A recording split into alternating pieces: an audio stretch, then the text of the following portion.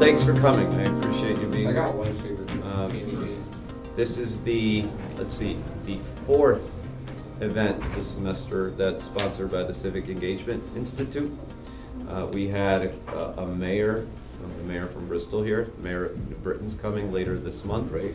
We try to be as active as we can in bringing civic activity to Tunxis and getting our students more civically engaged, and this effort is a part of that. We're looking, by the way, and I hope all of you can spread the word, that we want student volunteers who do good work beyond the classroom and go out into their communities and represent Tunxis Community College and, you know, improve their community. So if you want to be part of the Civic Engagement Institute in any way, just let me know. We've done some good things over the last year. We have assisted other organizations like the Veterans Oasis put on their functions. We have given monetary awards to students. We are in the process of creating a certificate in civic engagement, which I have right here. If anyone here is interested in it, please pick one of these up. But it's a 30-credit certificate that ends with an internship that will be paid by the Civic Engagement Institute.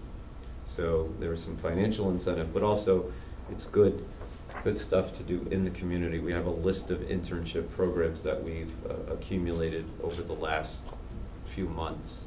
So if you're interested in the certificate, please, again, let me know. And of course, we put on forums like these, which provide perspective and education and discussion for students and faculty and administrators alike. Today's discussion is Bridging the Gap, Religious Discourse in America and at Tunxis. We have three guests who were kind enough to volunteer their time to speak on behalf of religion. And I think what I'd like them to do is to introduce themselves so that way they can emphasize what they like about what they bring to this discussion. Colleen, I'll start with you. Good afternoon, everybody. Thank you for coming. My name is Colleen Keyes, and I am currently teaching English here at Tunxis Community College. Happy to be back after having spent many years here both as faculty and as Dean of Academic Affairs. After I left Tunxis, I actually retired, but it wasn't real retirement because then I went and worked in a startup college out in Berkeley, California, and it was the first Muslim liberal arts college in America. And my goal and my role as Vice President of Academic Affairs was to see to the accreditation of this college, which in these times with anti-Muslim sentiment being pervasive in the society was quite a challenge, but we did it. And I think that this is an important first step for Muslims in America because they have built their first institution that is recognized by a regional accrediting body, WASC, W-A-S-C. Here you're accredited by NIASC in the Northeast. But to be able to be at the table with our peers in colleges and universities is a very important thing for Muslims in America. So Zaytuna was the first, and it shall not be the last, I'm sure. There are many, actually many Muslim colleges that are springing up. All of them are working toward accreditation. I'm actually working as a consultant with 2 of them. So we hope to see more in the future. I think that's all I'll say for now. Okay, thank you. Good afternoon, everybody. My name is Mohammed Montasir, and yeah, where should we start? Yeah, I came to Tunxis, you remember me, right? I remember in the summer of 2001, and remember summer of 2001, that was a remarkable summer. Anyhow, I took some classes here and there, and I ended up becoming a peer tutor. Alison actually was my mentor, and she was sharing her M&Ms with me. That's a good thing. We should do sometimes lunch, right? All right. And yeah, from there I started taking math classes with Jean-Marc Sennett, And he encouraged me to teach mathematics along with Colleen, who encouraged me to teach French. So at some point I was teaching math, French, and tutoring with Allison. And then I settled on mathematics. That's how I landed my full-time job, also with Allison. Yeah, as a math and science tutor, and that's what I've been doing. Outside of Tunxis, I'm a father of 2 boys, and I was a preacher, on-demand preacher in at Berlin Mosque, New Britain Mosque when it opened, and now I'm preaching in Wallingford Islamic Center, which is in Yale Plaza, Wallingford. I try my best to represent Islam as the best of my abilities. I might make mistakes, I have shortcomings, etc. But my main goal is to help my community here at Tunxis and outside of Tunxis to realize the importance of learning, either mathematics or science. The key is to be addictive to learning constantly. Learning things that will improve your life academically and professionally, but also be open-minded to learning from others. We can't make it by ourselves. Tunxis did not grow up by itself. There were other people, there are people that helped Tunxis, and there are people that brought talents, and there are people that graduated from Tunxis and give back to Tunxis. So the whole world, any community, whenever in any community, you need collaboration. You need to know one another. You need to, and that's the message of Islam, is to know one another. And thank you, Dr. Fiaro, for giving me this opportunity. As I was telling Colleen earlier, it's a privilege, it's an honor to sit down with your professors. And also it puts a little bit of stress. I feel much relaxed now. I feel much relaxed since I started talking. Thank you so much. The pleasure is yes. mine for you accepting the invitation. Thank you so you. much. Thank you. Okay, last but not least, Jesse. And then I'll say one more thing, and then we'll give the floor to the panelists. So I spent one morning in this room with Dr. Keyes about 22 years ago. She was observing me. I was teaching a class, a literature class, and talking about comparative Greek and Indian theater. It was something, it was ambitious. I was a new teacher, a young teacher, and I thought that, well, I can teach this, and Dr. Keyes was very supportive. I don't think I observed the glowing evaluation you gave me, but you were very, very charitable. But it was just having a flashback with this room. You know, it's just interesting. I've been very, very lucky to teach here and to teach the range of courses that I've taught here, and again, to have Dr. Keyes as my dean, to allow me to grow as an educator and as a thinker. Which is the privilege that we have in an institution like this, that we have privileges that we've been granted to have free and open discourse about just about anything. I mean, academic freedom is an extraordinary freedom. It's largely coextensive with the First Amendment, but it covers some special privileges that accrue to academic environments and to professors. So in that environment, I've been able to find some identity, I guess I could say. You know, I've always identified most as a poet, over and above some other personae and identity and hats that I have and that I wear. A couple of years ago, given not just the gift of academic freedom, but the gift of time, I had a sabbatical in the spring of 2016, and I started out with the interest of studying kind of religious literalism or kind of religious fundamentalism, which, by the way, is a very, very serious issue across the world in every faith tradition. And I discovered that it is very, very similar to something we call scientism or reductionism or almost fundamentalism in science. It's almost identical kinds of things. Scientists don't like to admit. They get very frustrated, they get very angry sometimes. You suggest they have something in their own arena similar to religious fundamentalism, but it's very, very similar. So I ended up, I started out in that direction, and then I got a request to submit a book chapter. There's an anthology very serious academic anthology on the television show Breaking Bad, which I'd already written about a few years before that. And I wrote a 8,000-word chapter kind of dealing with that problem of scientific reductionism, people taking the complexity of reality and reducing it to kind of talking points or bullets, something we all have as an occupational hazard. Students and professors alike, we can take something very complex. Now, it's very important to be able to do that, to break things down to talking points, but the poetics, if you will, of teaching and learning involves being able to look at things from the bird's eye view and also be able to remember that there are lots of details on the ground.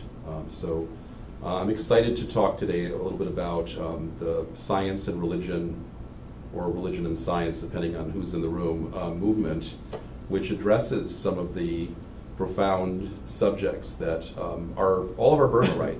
We all have the privilege and the capacity to talk about what science can teach us and what religion can teach us. And I think that dialogue is one of the most crucial dialogues today that we have, given some of the unrest in the world. So that's a little bit about me, and I'm very grateful, and I want to thank Dr. Fierro for having these opportunities for us to continue growing and learning together. Thank you.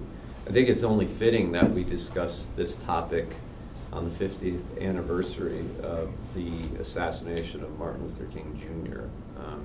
We could have an entirely different dialogue about him, but he is so central to what we are trying to do here at Tunxis, bridging the gap among different people of different backgrounds and ethnicities and religions.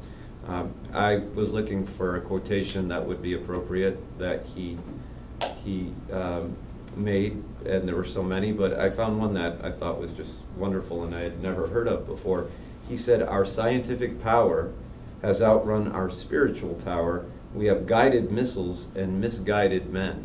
And I do think that is Brilliant. Very appropriate today as well.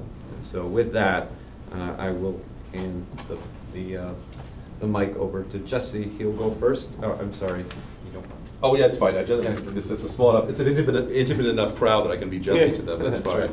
Right. Normally, my undergraduate alma mater, Bard College, has had as its president Leon Bodstein since 1975 or so, and he's Leon to us. Hey, Leon, and I thought that was totally inappropriate because it inflated my ego and wasn't good for me as a student. So I'm typically. But I go by J.I. Abbott as I publish under that name, and but I can be Jesse right now because you just don't tell anyone. I guess it's being recorded, so you can edit that part out. I have some kind of books here with me. I'm not going to read from these extensively, but I want to have a little show and tell. I find that the books sustain me sometimes during difficult periods, but I have different books here. So this is what's called the Precise Parallel New Testament, which has multiple translations, Greek and King James and the NIV and the NRSV and several New American Bible and the Reims translation, which is a French Catholic translation. And I think it's marvelous to be able to go through this thing. I spend time sometimes just marveling at the different ways that people have kind of worked through the New Testament. And but you have this all kind of on facing pages, so it's very, very accessible. This was a publishing tour de force of a few years ago, the Study Quran, bringing to the Islamic world an array of different hermeneutical or interpretive approaches to their sacred text, to the Muslim sacred text. The profundity of this venture, because all of the editors are Muslim, so it's very, very important. We don't have sort of interlopers saying Islam is. We have a very long tradition of people, particularly in religious territory, butting into other people's business. That's a very, very long-standing tradition. By the way, everybody wants to get their tenterhooks, their kind of claws all over religion. Anthropologists and psychologists and philosophers and sociologists and psychiatrists will say all religious thinking is a thought disorder sometimes, They say like half the categories in their diagnostic manual, the DSM, be like religious thought disorders and this kind of thing. So I don't happen to think all religion is a thought disorder. I think it can be a thought disorder. But I think that sometimes all kinds of overzealous thinking can be like that. But I'm a religious thinker. I'm quintessentially a religious thinker, so I have to defend religion. I find myself defending religious thinking a great deal of the time. But I defend it carefully, because I think some of the best dimensions of humanity, some of the greatest offerings, some of the greatest art, some of the greatest literature and ideas have come from religious inspiration. And some of humanity's worst nightmares have come from religious inspiration. So we have to be careful how we understand inspiration. The imagination is something that's extremely dangerous, something dwelt on in great profundity by Mary Shelley in her marvelous novel, Frankenstein. Imagination can produce great hope that can lead to, again, nightmares and problems. So we have to talk about what we do with our inspiration. And I have these little rules I'm creating for myself. And again, this is after being humbled many times. I think in the 2016 presidential election, this is when I had my sabbatical, so I hadn't had that time to think in a long time. It's amazing, the gift of time. I don't have that gift very often. And I found myself repeatedly finding people who were extremely reliable in my life. People like my rocks, people I relied on, kind of making these pronouncements about their presidential candidate, which sounded like somebody worshiping Heracles or something in the 5th century Athens. Some kind of hypomania, if you will. It sounds like that sometimes. Hypomania, we get kind of excited about something. Kind of get excited about things sometimes. And it's not a problem in and of itself to get excited about things. Things that move us, things that make us feel more alive, things that kind of inspire our hopes and dreams. And I just, was having this epiphany during the sabbatical that a lot of territory of politics kind of takes on almost religious dimensions sometimes. We engage in this kind of hero worship of our particular candidate. We're kind of a fanboy or a fangirl of that candidate, if you will. And I was asking myself, I was probably guilty of that with my candidate during that run-up, during the primary season. So it was a tremendously humbling experience. I discovered that human beings are not typically in the default position of being rational beings, which is a kind of an illusion I'd managed to harbor, that people were more likely than not to do, well, I shouldn't say more likely than not, but I kind of had more faith in the human capacity for reason than I do now. I have faith in the capacity. I think that people choose, for whatever reason, not to be reasonable and logical, perhaps more often than not. So that's a worrisome thing. I was very humbled by that experience. So I kind of came up with some life rules, which I'm still working on. To be honest, I'm still working on these kind of life rules. The first rule, these are rules how not to be a jerk, I call it. The first rule is that when I get very certain about something I believe, if I'm having a conflict with someone, and I find on social media, by the way, that it's very common, right? Do you experience that you have this common? Social media you stop social media because it's you can't see someone's tears on social media, can you? It's very impersonal. You can't. Empathy is almost impossible. That's a real problem. And I've said some mean things on social media. I've been kind of a jerk. I've been a jerk. Feels like this was a 12-step program right now for jerks, right? For possible occasional jerks, right? How's that? But the confrontation with my own approach. So now I'm going to have as my cover photo. I'm going to have this statement, which is I don't do online debates. You want to debate? We're going to do it across the table over coffee, and I want to kind of add. I might still kick your butt in the debate, but I'm not going to put that because I kind of want to put that. This is the difference between truth.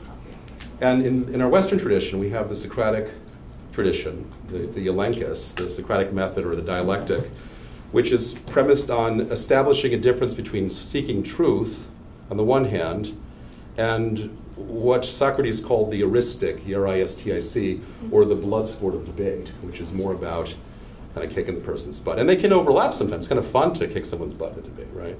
But it's not the same thing. They're not the same thing.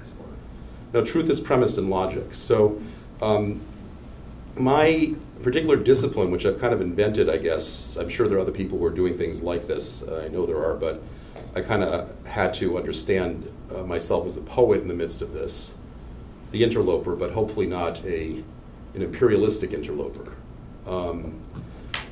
poetics of the philosophy of religion. The philosophy is concerned, again, with examining claims that are made and trying to understand if they're reasonable claims, right?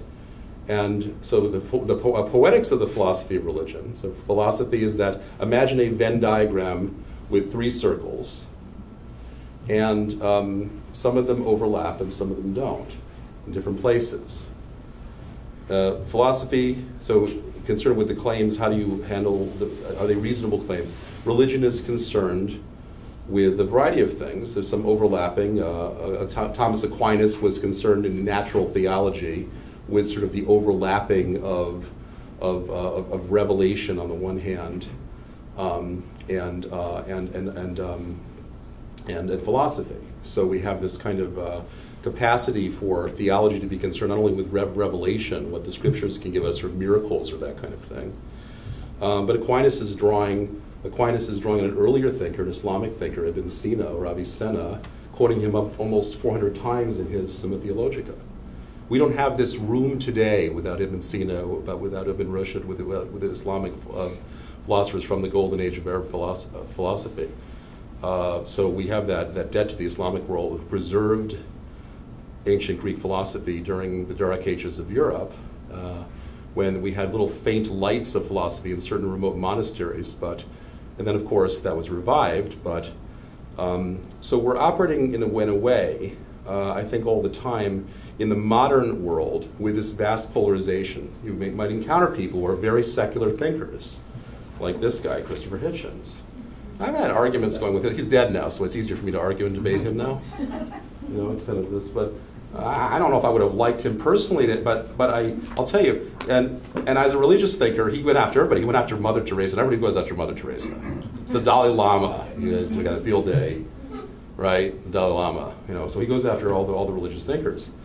Kind of almost equal opportunity offender, almost. He picks on more than others, I think. But Hitchens once said something. He said, and I found it very entertaining at the time, but it gave me pause. He said, "Civility is highly overrated."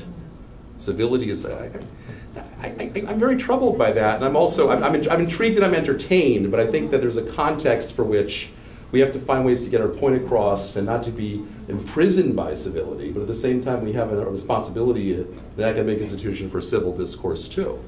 So when I talk about the poetics of the philosophy of religion, yeah, I'm kind of the diplomatic liaison. I'm the guy who's trying to sort of, sit down at the table and talk about nuance. Well, it's not a very popular topic these days. We like the bullets and the talking points. We don't really talk about nuance very much. How do we understand the details of the talking points? How do we get to the depths? How do we avoid papering over another person's reality, their individual, subjective, precious world, with our version of their reality? And it's like, I know Ben Shapiro does this a lot, right? Hey, I'm going to fire up a Gatling gun of talking points, and maybe you'll have some sound arguments. Ben Shapiro's a phenomenal Gatling gun debater. He's great. And he has, by the way, amazing sound arguments interspersed with several fallacies at the same time. But he's so fast, you can only catch him doing it. He's really good at that. And there's folks on the left who do the same thing. Shank, what's his name? The Young Turk guy, right? Same thing.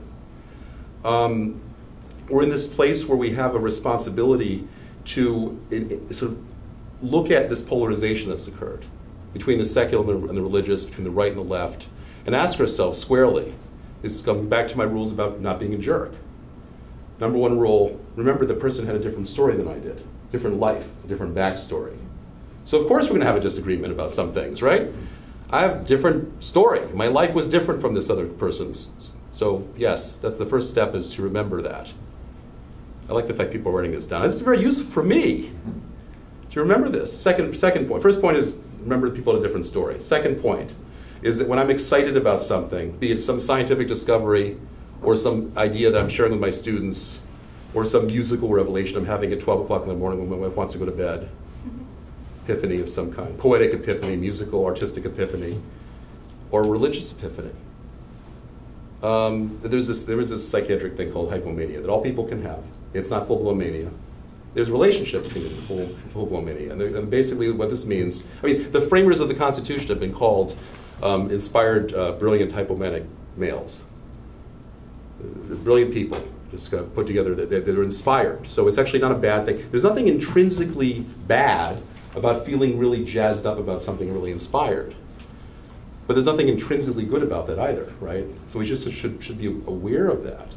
And I think this is something, you can encounter people, if I could leave you with only one thought today, if you can think about the fact you'll encounter people on an almost daily basis for whom those two thoughts, one, the person I'm disagreeing with has a different story than I do, and two, that if I'm excited about something and it feels good, it doesn't mean it is good.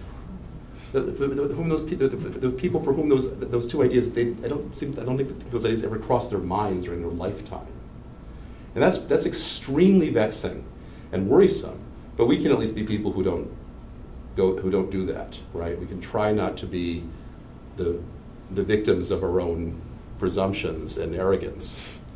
The Socratic method is about supposed to be as much cross-examination. There's a scholar who wrote extensively about this. His name is eluding me right now, but some other scholars have touched on this point, that the Socratic method is a therapeutic healing method as much as it is legal cross-examination. We're supposed to be ultimately helping people not be arrogant, but we can't really profoundly practice the Socratic method without turning it back on ourselves and asking ourselves, am I being consistent in my logic? Applying the logic to one arena, to another arena, do I have totally inconsistent views on the subject? And then maybe I can look squarely at myself and not be as arrogant. And they say that the Socratic method works, maybe under 50% of the time, so it's horribly unsuccessful a lot of the time. And yet, we know that baseball players, batting averages give us hope, right? Because if you bat much lower number, you can still be a millionaire, multi-millionaire baseball player. So we can still try. We can still work at this question. And I'm not going to talk about this book too much, except that Elliot Wolfson came and talked here a few years ago, and he's one of my favorite people on the planet. And he talks a lot about how to explore God by uncovering or exploring what God is not. We say God is wise is to attribute human qualities to God. We can't sort of dream of having these kinds of simplistic visions of something as enormous to the degree that God exists, which is a whole other question that I'm not going to touch right now. We're talking about the texture of being a human being right now, and the poetics, the aesthetics of being a person who has to speak meaningfully to other people. So Wolfson has been very helpful to me in that regard. And I recommend all these books. Make sure the library has copies of them. Giving Beyond the Gift, Elliot Wolfson, The Study Quran. Hopefully we'll get a few extra copies. We have a book club. Precise Parallel New Testament. And I think that the editor chose arguably, because I think Christopher Hitchens said this more than any other word, well, arguably, because he's just a professional debater for a living for a long time. So anybody have any questions or any thoughts? Just I'm pretty much wrapped up what I want to say for my main delivery, but just with your two rules. I'm working on 4, but those are the first 2. Hey, yes, there's somewhere. You can make it a book someday. I learned the hard way, I guess, growing up. Lutheran, foreign baptized, raised, grade school, private grade school, high school, and then I entered reality, what I like to call the real world. And then I came into contact with people who thought completely their realities and their stories were completely different than mine. And like you said, I taught myself to disagree with the idea, not the person, because then it wasn't personal. And then your emotions don't get involved, because it's a debate, it's not a fight. And people think argument, oh, it's a fight. No, an argument is an exchange of ideas between two people passionately. And then with your second rule, I find that when people get emotionally involved and passionate, you said, it's about their idea and their life, which is different than triumphant arrogance over your opponent in discussion. Because you can be right, but it's like, do you want to be right or do you want to be happy? Do you want to convince them, or do you just want to overcome them? Yes. Because it's not productive. Right, that's the heuristic or blood sport, which of debating, which right. of course makes us feel. Versus right. open forum debate. Right. But that doesn't mean that people don't get that way, either in a classroom or online. It still happens. It's just not everybody thinks the way we do. I try to articulate this from the confessional standpoint in the classroom, and when I speak with my students, that we can all fall prey to this. This is called how human beings are wired. We are agonistic, competitive, fighting beings as much as we are rational beings. We have the capacity for both, and both can be valuable depending on the circumstance. But either can be valuable, I should say. But when it comes to, and again, this is, by the way, this is just also a teaser. It's a plug for my philosophy of religion class and my ethics class, by the way, next fall. And the poetry, we have a creative writing class too, so I'm plugging a few classes now. But the whole concept here is that we can, as academics, and we're all academics in this environment. My students are my junior colleagues. We can take on this burden, these moral thresholds, meeting these thresholds, basic thresholds. They're not difficult to well, they may be difficult to kind of make a regular habit, but they're not that difficult to consider, and then we can be good role models, or I strive to be a role model in that regard. I don't always succeed, but again, it's very humbling. Social media has been the great leveler for me, the real humbling force, because it's so easy to hurt people on social media. Well, I have a lot more to say, but I won't burden you with that. But thank you so much for your remarks. No problem. Thank you, Jess. I want to. Oh, thank you. Okay, great. Oh, that's What you said with politics, how Van Gogh lost their way and got hooked by Donald Trump. How you were, so I thought you'd be interested in that. I think turned their politics into their platform or their god. Thank you very much. I think I've come across, but I haven't read that in full. So I don't want to cut into my fellow panelists' time. So maybe John might be a fun way to. Hold I off can on just the shut up. What's that? I can just shut up. No, I don't want you to shut. Maybe you can fold it into a question. Let's hold off Yeah. and let's get Mohammed's perspective on things, and maybe save the questions to the end. All right. Yeah, I want to talk about hello again and welcome back. Welcome to my favorite students, Ashraf and Usun. Thank you for coming. My contribution here, I don't think I can match these fellows here, my professors, but my 2 cents or 3 cents will be the contribution of Muslims to our society. Islam contributed 2 main sources. We're talking about books, Al-Quran, the Quran, which is the holy book of Islam. And I'm going to talk about Al-Quran in numbers, okay? So Al-Quran, excuse my accent, I'm saying it in Arabic, so Al-Quran, so the Quran has about 6,236 verses, 6236, so 6,236 verses. These verses, they cover so many topics, but if we want to break them down into 3 categories or 3 main topics, which is worship, definitely religion address this issue of the relationship between the human being, the creation, and its creator. So there were about 200 verses in the Quran that talks about worship. That's a lot of verses. However, when we go and look at the category of work, action, production, being involved in the community and giving to the community, there is about 300, more than 300 verses talking about work. So we covered worship, work.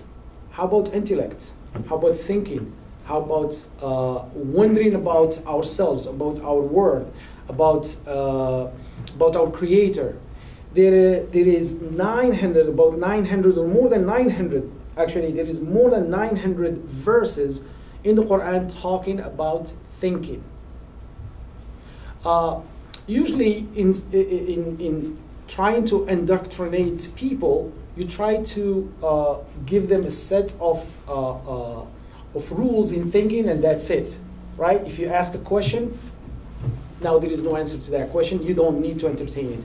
But on the other hand, the Quran incites human beings to think about themselves, to think about their work, to think about the creation around them. moving on from that, the Prophet Muhammad ﷺ, peace be upon him, when he received this the revelation, the Quran, that he received not all in one lump sum, the 6,236 verses did not come down all at once. They came according to the circumstances. So sometimes the Prophet will be asked by his fellow citizen, either in Mecca where he was born, or in Medina where he immigrated and established the Muslim state, the Muslim states that we're going to go to in a little bit.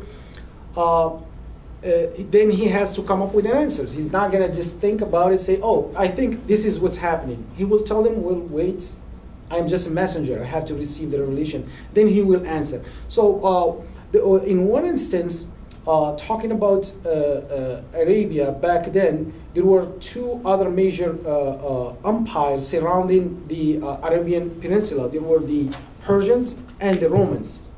So at one point in a war, the Romans were defeated, right?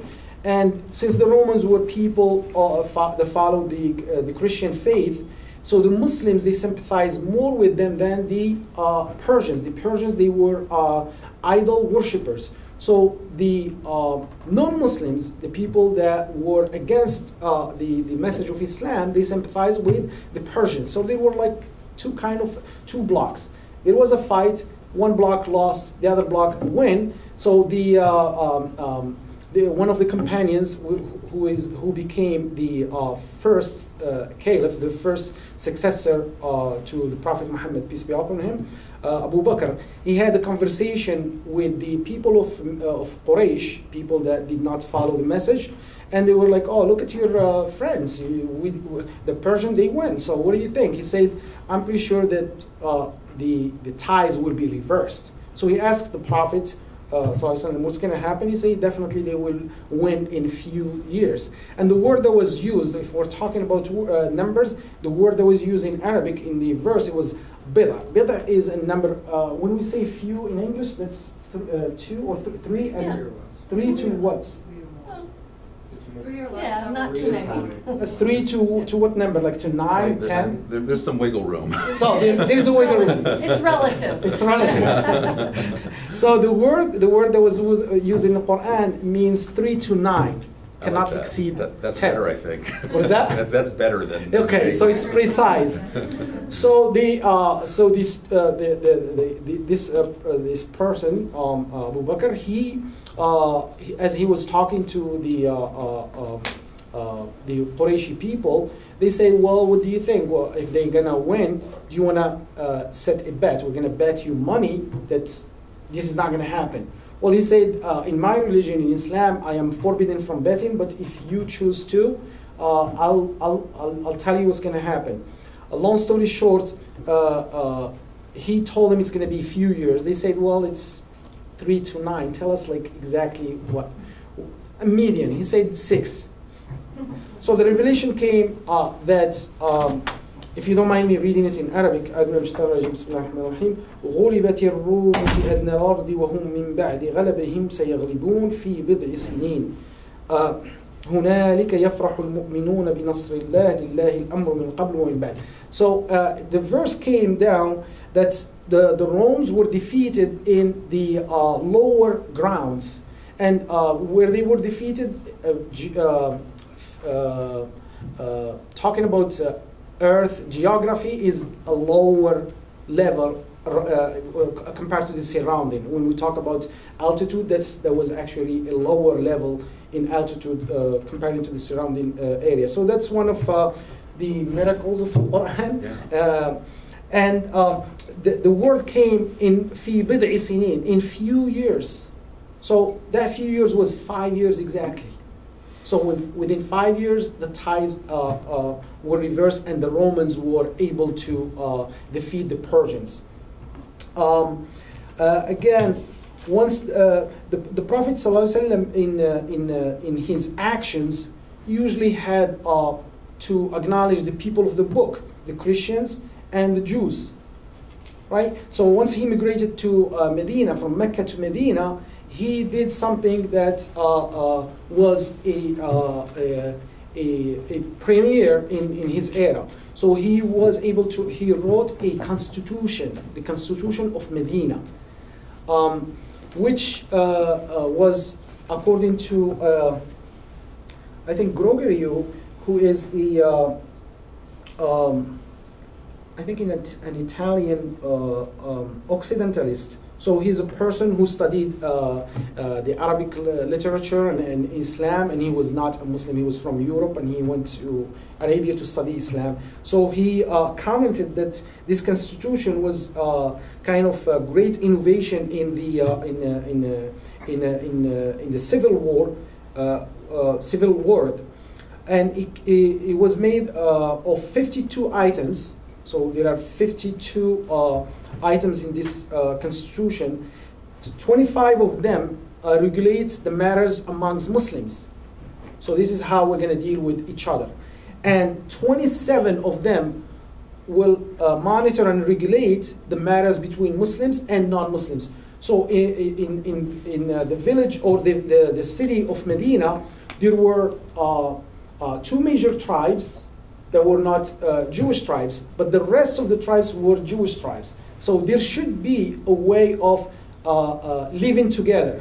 So in the beginning, it states this is a contract between Muhammad, the Prophet of Allah, and the dwellers of Medina, right? And he said, the Muslims and the dwellers of Medina are one community. So if we are thinking about our modern world and whatever the media is portraying that Muslims are killing non-Muslims, maybe like for instance in Iraq or in Syria or in other parts of the world, whatever we are seeing does not reflect the core of Islam. The core of Islam is this constitution. Again, going back to Al-Quran and talking about numbers, I want to distinguish between two topics in the Quran, again, comparing and contrasting worship and ethics. Like I said earlier, there were about 200 verses talking about worship. However, when it comes to ethics, and this is the crisis of our modern world, I mean, things are legal, but they are not ethical. If you play with the rules and you play with the law, you could steal. You could do so many things. You could evade paying taxes if you know what you're doing. But Islam and the book of Islam devoted 1,504 verses to ethics. And one of the verses speaks about the messenger of Allah, Muhammad, peace be upon him, that he was sent to finish and finalize the ethics. And he was a person of ethics. So we have to keep that in mind as Muslims. Anytime we enter a conflict or we have to debate or we have to argue, we have to remember that we should observe and watch our ethics. And in our actions, in our life, we should watch our ethics. Also, we have to remember all the other verses. Worship is very important, but work is also important, but thinking is the most important thing in our religion. And I believe the development of mathematics, for instance, testify to the role and the effort that the Muslim scholars contribute to our society. If we think about astronomy, I believe the third of the stars have Arabic names, but we say them, we don't realize that they are originally Arabic names. That's just to show us the contribution of Islam and Muslims to our community.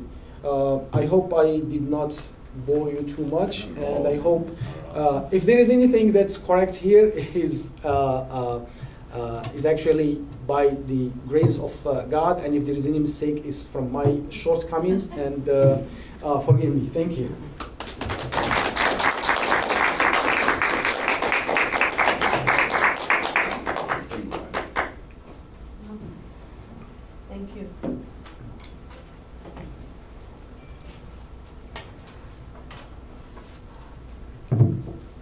only brought one book. Oh, yeah, I brought you many, but. So thank you both. And what I was thinking about as I was listening to both the previous presenters is in relationship to the topic, religious discourse at Tunxis. And I had prepared about 3 or 4 different speeches that I could give today, but I think what I'd like to do is do part of what I planned and make a commentary on some of what I heard. One of the things I was planning to talk about is how I don't think we are necessarily intending to talk about religious discourse at Tunxis, but discourse on religion. And I think that actually both speakers in their way did a discourse on religion. Professor Abbott particularly on the ideas behind the discourse or the interchange of ideas about religion and non-religion, or nowadays we think of secularism, which Edward Said, who was the author that I delved into in my doctoral dissertation, talked in a very interesting way about how religion and secularity have so many commonalities, and that the secular very often becomes religious. That was what Professor Abbott was talking about with regard to scientism, that scientism has its own religious fervor about it, and that we have to be careful when we think that we are very secular as a good, that secular is good, meaning non-religious. This whole issue of how we debate, how we think, how we argue with others can become very religious in its actual manifestations. And I think what Professor Abbott was saying, what I heard, is that that is what we want to avoid. That we want to avoid being religious about our religion and being religious about our secularity. Being religious about your religion is fine in your own practice, but when you're in academic or intellectual debate, I liked the comment of our student here who said that you're not arguing against the person, but you're arguing the ideas, and that's really, really important. So I wanted to go back a little bit to where the whole idea of discourse on religion and its place in a public institution comes from, because that's what we're engaged in here today, and this is a public institution. It is a state-supported public institution. And many people, when they hear things like religious discourse at Tunxis, they would say, what do you mean religious discourse at Tunxis? Isn't there separation of church and state? Well, yes, there is. But that does not mean there cannot be discourse on religion, because religion is a part of American life, and it always was and still is. So we have to think about where this comes from. And the first point I'd like to remind us, and I think we all know this, but it is the First Amendment of the American Constitution that says that Congress of the United States Congress shall make no laws respecting an establishment of religion, or prohibiting the free exercise thereof. And it is the interpretation of that part of the First Amendment that gives everyone the right to freely practice their religion, and yet that religion shall not be established by any law, which by extension means in any institution which is state-funded. There would not be anything that establishes religion. Now, I was standing outside waiting for this to begin, and I saw the board of the Bible Club. So you have a Bible club at Tunxis, which is the perfect right of students to have a club that chooses to study the Bible. Students can have a discourse on their religious beliefs. So can Hindus, so can Sikhs, so can Muslims, so can secular humanists. or any other group, Wiccans. So you can have religious discourse in a state institution, and you should have that kind of religious discourse among a group of people who share some basic religious beliefs. And then you have discourse on religion, which is what is going on here, which is what is going on in philosophy of religion, etc. Now what happens sometimes is that people get confused, and I want to bring this down to the practical and that which you as students, faculty, and staff can take and think about how we enact this actually in situations of conflict where people question things like happened recently in Bristol, where a social studies teacher, a 7th grade social studies teacher in the public school of Bristol, wanted to bring a speaker into her classroom who was a Muslim. And there was an outcry by a particular church in the town.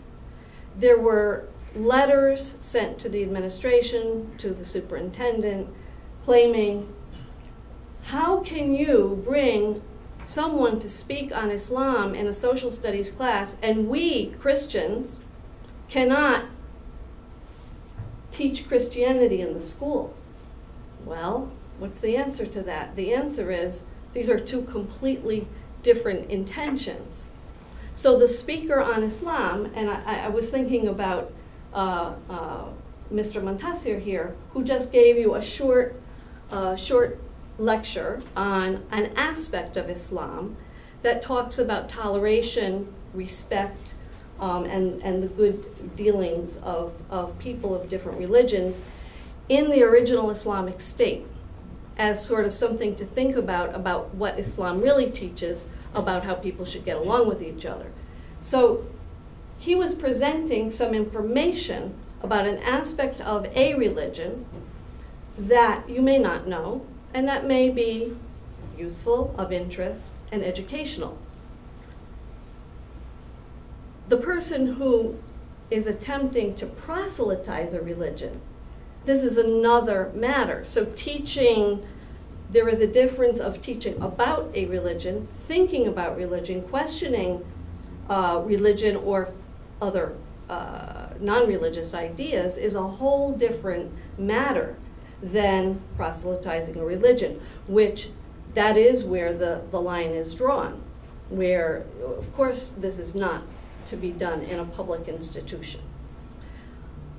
In the same way, this idea of rights, the idea of the right to practice but no establishment, this goes into public institutions such as prisons, where Jewish prisoners have the right to have kosher meat at their meals.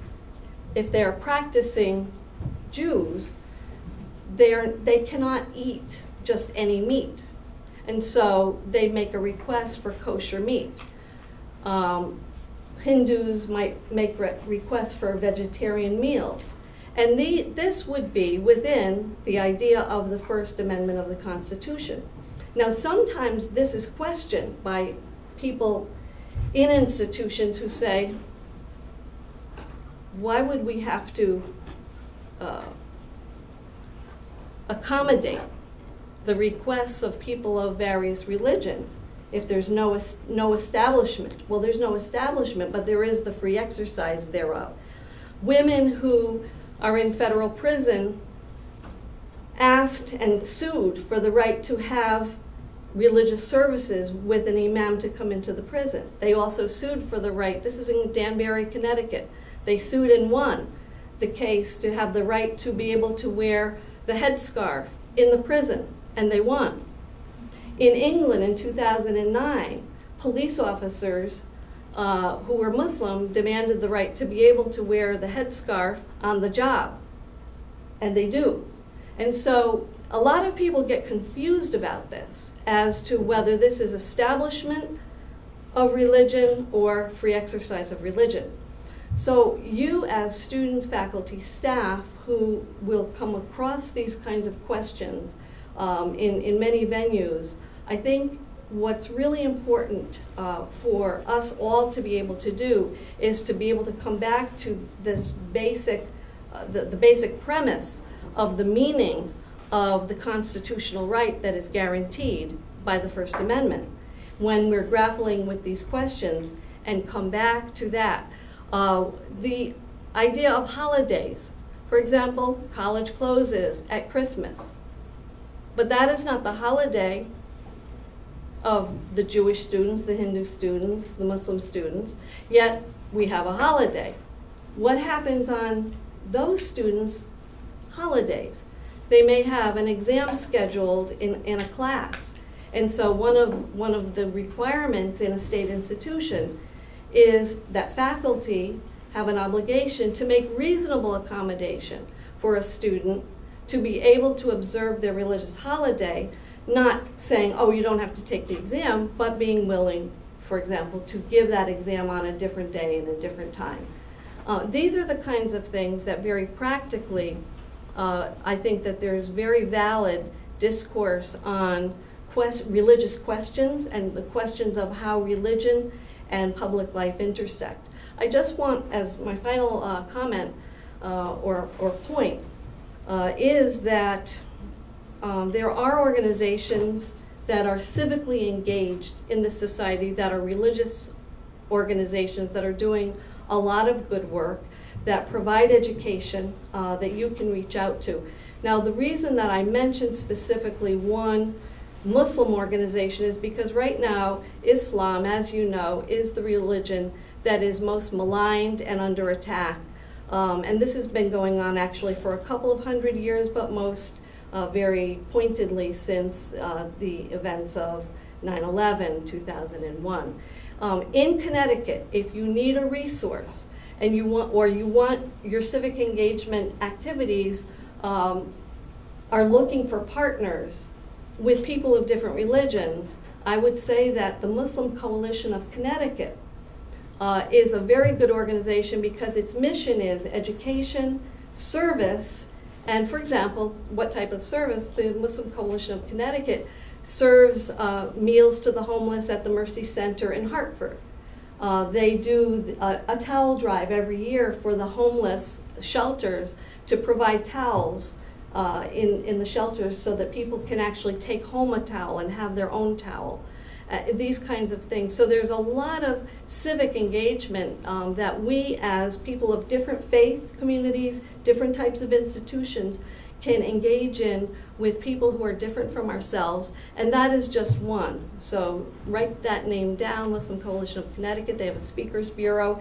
If you or your organization is looking for people to interact with, this is a very good group to contact. And so I'm hoping that a religious discourse or discourse on religion at Tunxis will become more vibrant. I think sometimes we shy from the topic because there are so many points of conflict, but as we have said, we have more similarities as human beings than we have differences, and I think that it's really important for us to engage in those kinds of activities and discourses that will bring us together as opposed to divide us, and we shouldn't shy from that struggle, and it will always be a struggle. Thank you.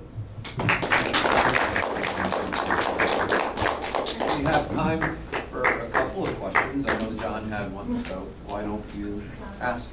So, you guys talked a lot about Islam, and for people voting for presidents, secular thinkers are actually distrusted more than any other group of people. I just wanted to point that out real quick. Why? I don't actually want to ask why, because that's kind of obvious, but I don't know. I forgot what I was going to say. Because I meant to ask it like 20 minutes ago. 20 minutes ago, right? Yeah.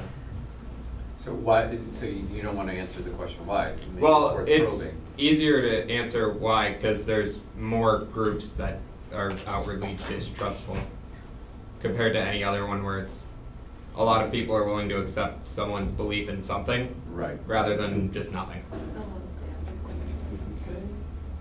Oh, Yeah, please. Yeah, just from the biography of the Prophet Muhammad, peace be upon him, he made a statement. He said he wished if he was called upon to participate in a coalition that he used to be a member of before he received the revelation. And that coalition had to do what? Just to defend someone who's oppressed. Let's say somebody stole your car or break into your car and there is no police law enforcement to give you back your rights. You go to this coalition, you ask them and they will help you out. So, and that coalition was not necessarily all Muslims. They were people from all over the world. So from all over the spectrum of, in terms of faith. So now as Muslims, we are open to participate into helping anybody who wants to help people. That's the thing. Because that's a mission, as I said, the Quran speaks highly about work, thinking, ethics. And it's just ethical to defend somebody who's being wronged than waiting until you get wronged. And then, as the saying goes, when they went after the native, I didn't say anything. And the saying keeps going until they came after me and nobody did anything. So I definitely appreciate what you did, and I'd be willing to collaborate with you and help you if there is something that will benefit the community. Cool. You're welcome. Any other questions? Yeah. Sure. For Mr. Tunxis. I have a friend who's Jewish, and every once in a while we talk about religion. He once told me that, like, in his religion, that it's not allowed to, like, eat pork because he's Jewish too. But then he tells me that he really loves bacon, and that because, like, today there's like tools and like ways to clean it up. Because one of the reasons I think that we as Muslims we don't like eat pork because the pigs are like they're dirty, and sometimes people say like they eat their own like wasties and all. So like what do you say? And like this is something I guess I could say for the benefit of like the person. It's not supposed to eat pork in the religion. Like when it comes to like cleaning the meat, and then like it's okay I guess to eat the pork. Like what do you say to something like that? Like it's forbidden for us to to eat the pork now, but it is true that there are ways to like clean it up. Which I don't intend to. Like, just because of that. Yeah, when it comes to any products that contain pork, there is no way, because you can't eat it. However, cleaning and stuff, I don't favor that practice. I'd rather go and eat maybe a piece of fruit or well, tuna is abundant. Why do I have to eat meat? And again, meat is not healthy for us. Is your friend a hipster? The bacon bits are really popular among like people. This is like a whole fad. Like there's like a million memes on social media about bacon or something. I'm teasing, But no, but he just likes to have bacon. I mean. And you said he's Jewish. Yeah, you might know of him on. Well, we probably don't want to name his name now here, Yeah. I don't want to. But I mean, this is. I mean, I'm culturally Jewish. My mother's Jewish. So this is a topic. I mean, it's a fascinating topic because again, for Reformed Jews, for example, I've seen Reformed Jews like eat a hot dog in front of me or this kind of thing, or not a kosher Frank. I mean, hot dog. Hot dogs, by the way, you shouldn't. No human being should eat a hot dog. Just to be very clear about that. It's a terrible thing. And I'm not speaking as a kosher. I'm not a kosher Jew. I'm a practicing Buddhist. I'm a cultural Jew. Okay. Just for sanity. Yeah. I mean, but this kind of question though, it's a fascinating question. So we have a world religions class that's meeting this semester, right? And we have a conversation about the appropriate way to engage in discourse about religion, first of all, because I've had students openly proselytize or try to do this in my online philosophy class and my world religions class, and they kind of look at me. I said, "Well, you can't do this thing," and we have this conversation. So we have an opportunity to have conversations like this and to say why, to discuss and explore why the various faith traditions have the views that they do, and examine them. In the philosophy of religion class, we look at the logic of that, at the reasoning behind that, right? For example. And there's profound questions we can ask, I mean, they even extend from questions like, You know, why do Buddhists think there's no such thing as a self? You know, why do Jews and Muslims not like pork, right? What's not unreasonable about eating pork? This is a very good question in philosophy of religion. It's a perfectly reasonable question. Or what do immoral acts, quote unquote, immoral acts cause tornadoes and earthquakes? Some people think that happens too, right? You know, just commit a sin and tornadoes are going to happen. I think it's very interesting if the universe is actually wired that way. That's really weird, but it's interesting, right? We can talk about all these things. This is a rich range of topics that we have an opportunity to discuss, and there's a way to talk about them, and you can use reason, and we can have debates too, and they can be very interesting debates, like civil debates, right? Yes. We're respectful, but we bring forward evidence, and we have a conversation. It's very important to do that. So let's continue that. I was gonna make a comment on that. Everything's permissible, but not everything's beneficial, and I think sometimes people online and in life get so wrapped up in telling someone else how to live that they just focus on themselves with all that energy and fixing themselves. It'd be much better than if you, it'd be a much better example than if you use your words to be like, I missed this and this, and then well, your actions become, and your words will lead, judge other people by their actions, and we judge ourselves by our intentions. Well, I intended to do this. Well, I'm Jewish, but I like to eat pork, so I intend to live one way, but sometimes we live another way, and that doesn't make a person bad. Or Well, right. I mean, that's another thing. The question is sort of, it is what it is. these are subjective views. We have all these subjective worldviews. These kinds of, I like to talk about micro-imperialism. Micro-imperialism, I just made that up. But I've been talking about this concept for a long time, okay? That, you know, as we talk about microaggressions, is ways in which we all have our little subjective worlds, or we're these autonomous beings that kind of bump into each other and move around. And we bring our particular biases, our particular perspectives. And the key thing is not to have, at most we can have little fender benders. We don't have these disastrous car wrecks and we're bumping into each other. It's very important to understand how to do that, how to get on with each other, right? We have such profoundly different views sometimes. We do sometimes have those views. You know, I like to eat like vegan bacon, but my wife's like, this isn't bacon. says that, and when she says it doesn't taste terrible, and there's there's a product called benevolent bacon that I like to get. It she's not happy with it, but she's not also miserable. By the way, they say the best thing when lawyers have like a settlement, you know, or not lawyers, but when litigants have a settlement, they say the best kind of settlement is when nobody walks away from the settlement smiling. So we could just, but that doesn't sound too exciting. That means that maybe. Both walk away smiling. But that means something's weird, something strange has happened. Maybe they're both deluded or something. You're not allowed. No, I'm being a little facetious, but there's an element to settlement which means compromise means that we give something up too. Right. You know, it's interesting. You know, these are profoundly interesting questions. Right? What do you do with that? There's no single answer we can walk away from this discussion. Oh, they solved the bacon problem. That's not going to happen, right? But we can begin to have the conversation. Can I say something about that question and about your original question? So what do you say to your Jewish friend who eats bacon, and you know that it's not within his religious tradition to eat bacon? And one of the things you might ask him is, well, why do you eat bacon besides that you think that it tastes good?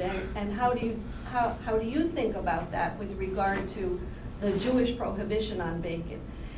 One of the problems in modern life today is that the religious worldview, the idea that a deity, a divine being, sets forth a plan for humanity and gives us rules to live by that are intended to be for our own best benefit, is a very pre-modern idea.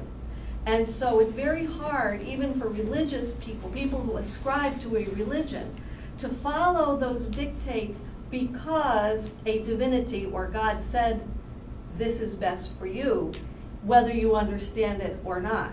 And so one of the things you can sort of dialogue about is like, where do you stand on that? It could be a very interesting conversation between you and your friend who eats bacon. And it wouldn't be to try to convince him to stop, but just to get him, as we've talked about, to think about. Yeah.